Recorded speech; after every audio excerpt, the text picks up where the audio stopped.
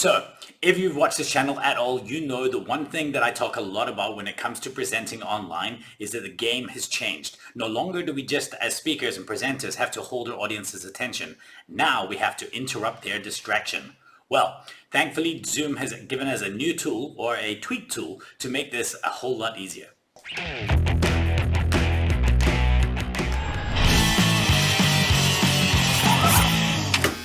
So, here's the deal.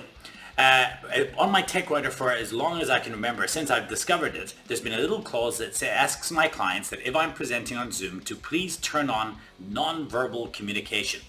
Now, why do I want to do that? Well, first of all, what is it? Nonverbal communication was a little tab that existed in Zoom that at the bottom of the participants tab, so if you clicked on participants, it came up and there was a little button that could say yes or no, or faster or slower. And then what happened is it gave me, as the host, a running tally of how many people said yes to something and how many people said no to something. Now, why is this important? Well, in the world of online presentations, the game has changed. So it used to be the audience were passive observers. Now what happens is your audience is an active participant, right? They can make your event even better.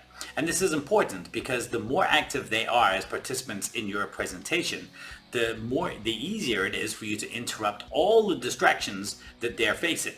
Their social media, their email, whatever it is, anything around them in the house, right? Your job is to constantly bring them back. Now, there's a few ways you can do that. Way number one is you can ask them for comments. We call this comment storming. So I say to you, hey, my favorite show last year was Ted Lasso. Who here has seen it? Or if you saw something better, what did you like? And, people will comment. And this engages them and it gets chat going. Another way to do that is to run polls. So you can set up a poll beforehand. You can do it in most platforms, but you can specifically do it in a tool like Zoom. As well, set it all up there and then just trigger it as and when you go. In fact, I have a whole bunch of common polls set up and ready to go, run budget questions and all kinds of things that when I'm chatting to a client in a regular meeting, I can just fire those away and people don't expect that. So it's worthwhile setting up a couple of polls for you as well. But this requires pre-setting it up. So what if I want to engage my audience in real time? Well, that's where nonverbal communication came in because it allowed you to add polls, but just on the fly. Now, Zoom has just made this easier. If you update to the latest version of Zoom and you go into your settings to turn on the nonverbal communication, and in fact, hold on a second, it's a little bit tricky to do that. So I'm going to hand over to Kevin now and he's going to teach you just how to do that. So when you're in your Zoom profile, you click meetings, you click account management, you click account settings. Then in meeting, you click meeting basic and scroll down to nonverbal feedback. Click that, say turn on, and you're good to go. All right, so there you go. Hopefully now you've turned that on.